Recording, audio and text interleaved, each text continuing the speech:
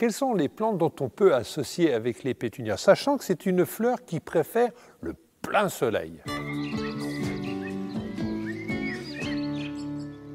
Si on veut avoir de beaux pétunias, il faut éviter l'humidité et l'eau sur les fleurs. Les fleurs qui sont marquées avec des petits points, c'est un signe d'humidité. Alors ça peut être l'eau d'arrosage, ça peut être l'eau de pluie ou tout simplement la rosée du matin. On va aussi accentuer la pourriture des fleurs et puis on aura des plantes qui auront tendance à monter, à jaunir et qui ne seront pas très jolies.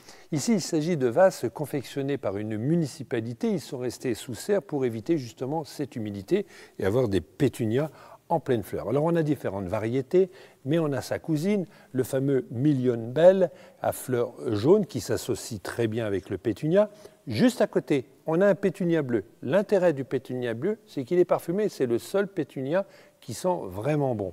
On peut aussi associer nos pétunias avec des géraniums zonales, puisqu'ils aiment aussi le soleil, et le nettoyage sera pratiquement identique.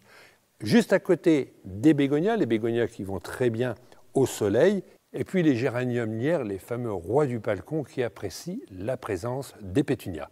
D'autres associations intéressantes avec le pétunia, mais alors ici il s'agit d'un pétunia retombant, genre Surfinia, il existe aussi d'autres variétés.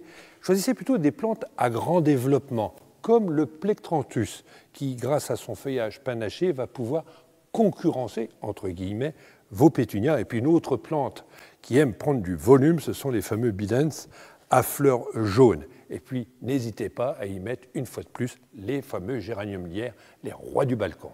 Alors si toutes ces plantes apprécient la chaleur, leur dénominateur commun, et ce qui est très important, c'est d'avoir un gros volume de terre, un bon terreau, de l'engrais et des arrosages.